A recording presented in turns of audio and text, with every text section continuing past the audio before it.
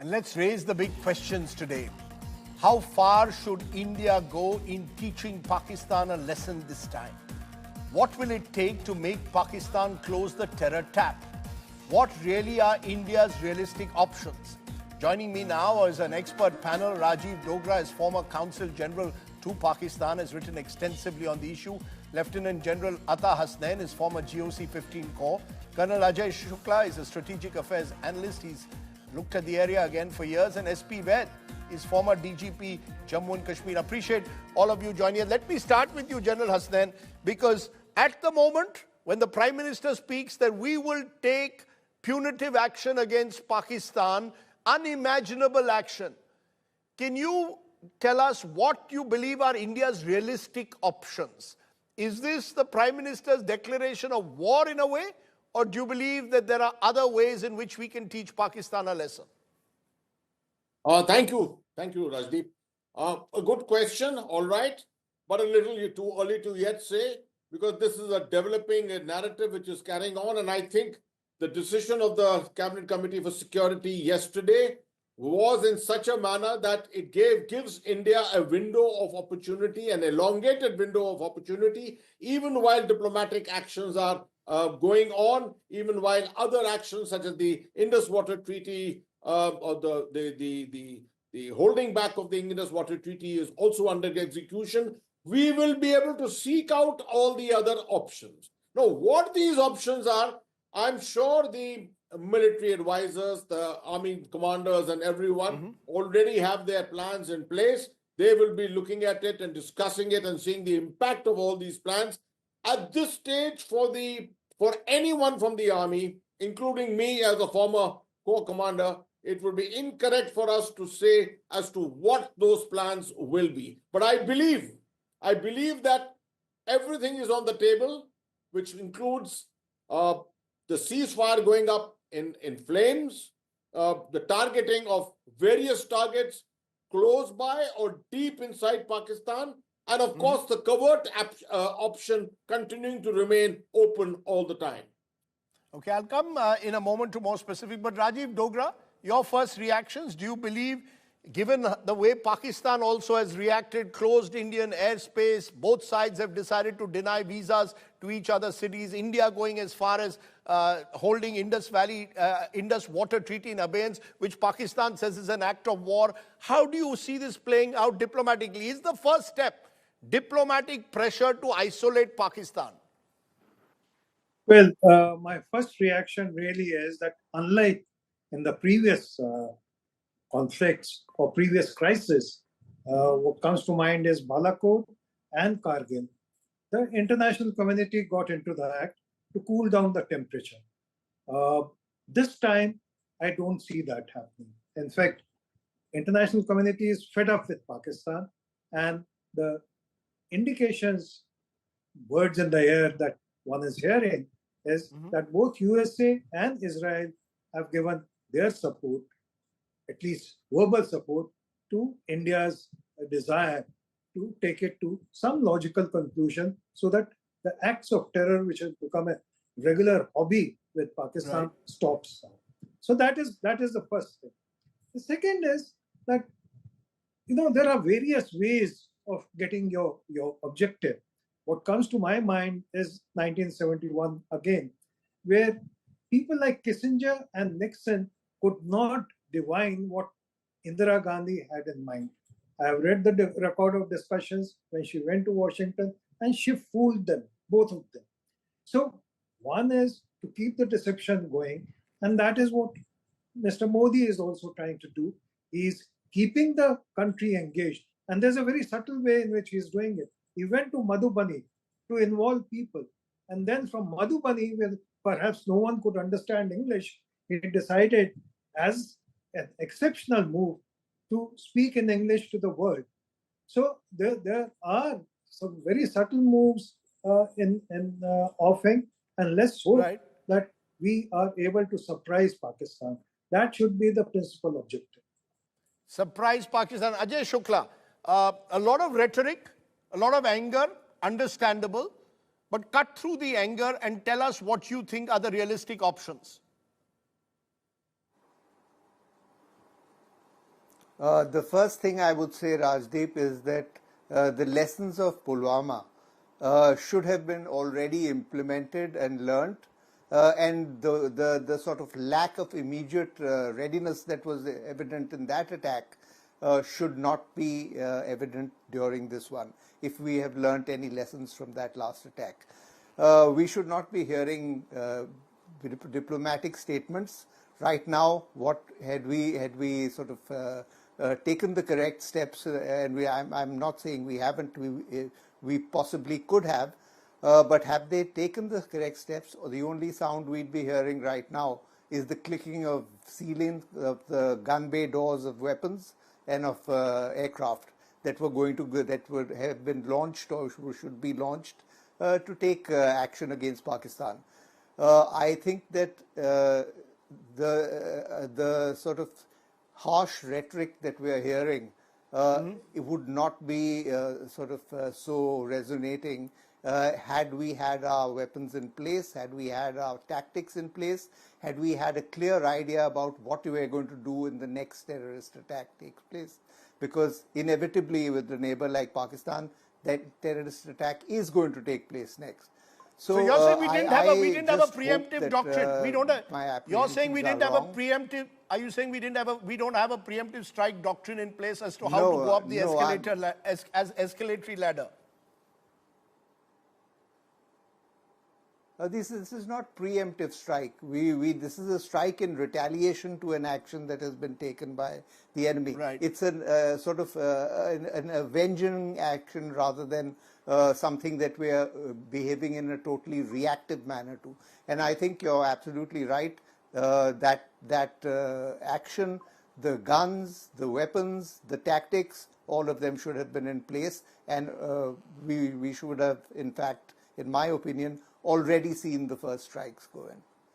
Those are very strong words. You believe that we should have already had, in a way, readiness for retaliatory strikes, given the scale of this terror attack. SP Ved, on the ground, we're seeing in Kashmir itself, questions being raised, even at that all-party meeting, about lapses in security. Do you believe that that is also one of the concerns, that we need to have our unified command in place? The police, the army, the various security agencies on the ground need to be better prepared now. Good evening, Rajdeep. Absolutely, what you are saying, coordination is most important, and the unified command system has worked very well over the years. We have all been part of it. As far as security lapse, yes. I want to, in fact, I would like to know, how did this place open without security clearance? Who ordered, who gave the permission for this tourist place to operate without ensuring proper security arrangements there? These are the questions which need to be asked during the investigation. Who was in charge of this area? How did private operators operate without proper authorization? If somebody has authorized, who's that officer, and how did he authorize these tour operators to take tourists there in hundreds without security clearance? Now, all these aspects need to be looked into, and I think it is a big security lapse, and I'm sure these things will emerge in the days to come during the course of investigation and inquiry. And the surprising part is it is a very well planned attack and properly racket with the instructions coming from handlers across, and somebody local has given help. How did terrorists know that this place has started functioning? I'm told only a few days back it started. How this information reached to the terrorists without the local help? How would Pakistani terrorists know this? And after all, they must have been helped to come to this place, recce it.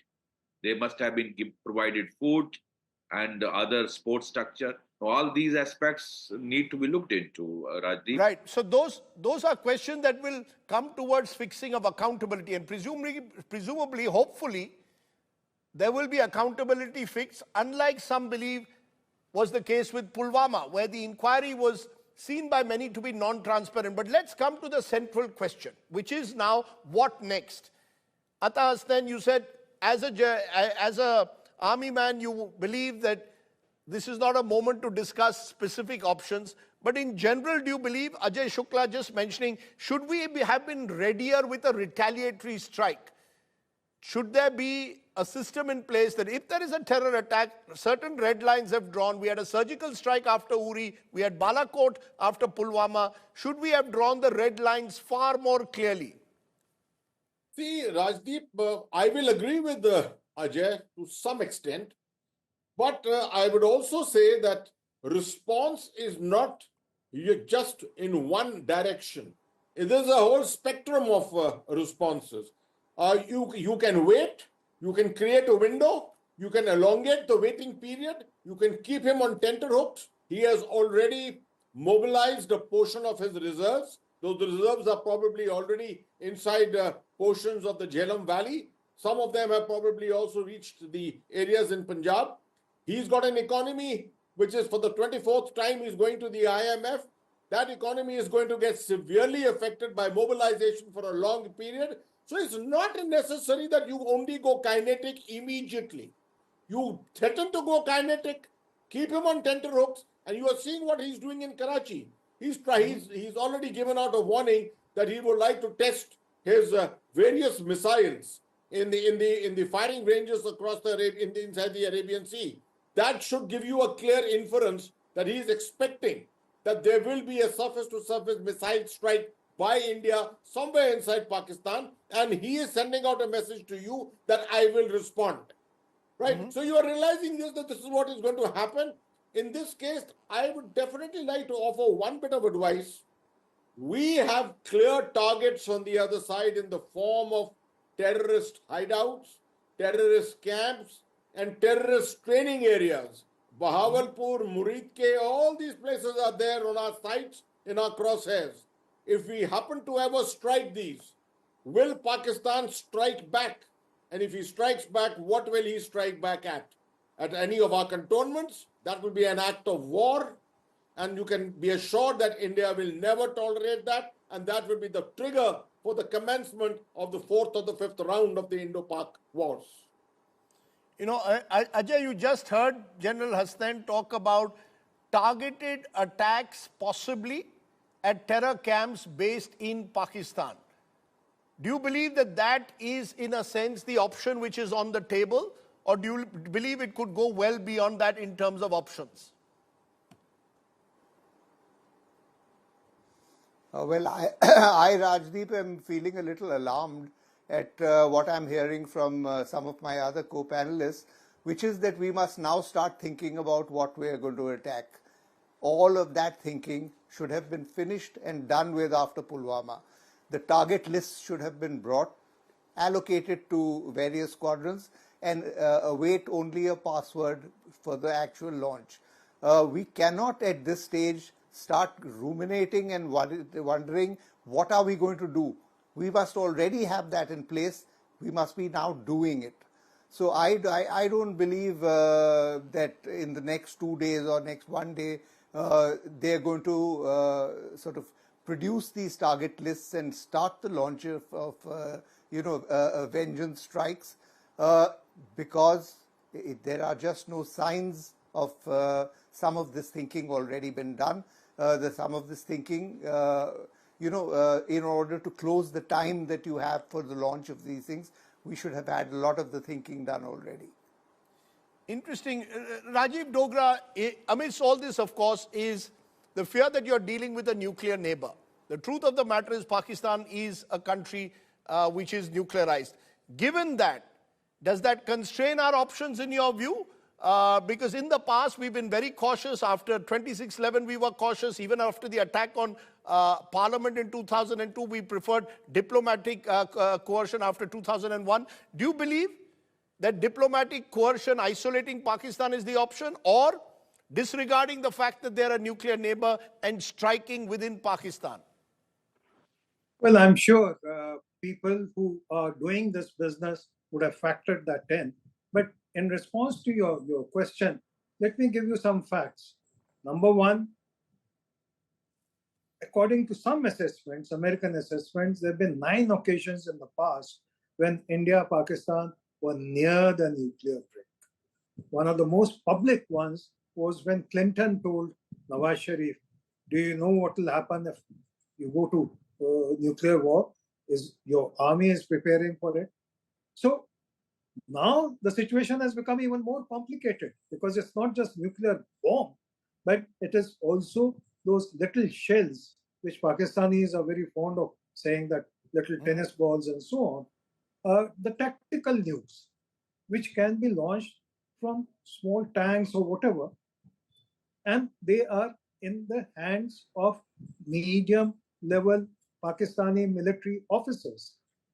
So the nuclear threat is real, nuclear threat is widespread, and nuclear threat is in irresponsible Pakistani hands, especially with the kind of general that Pakistan has as its army chief.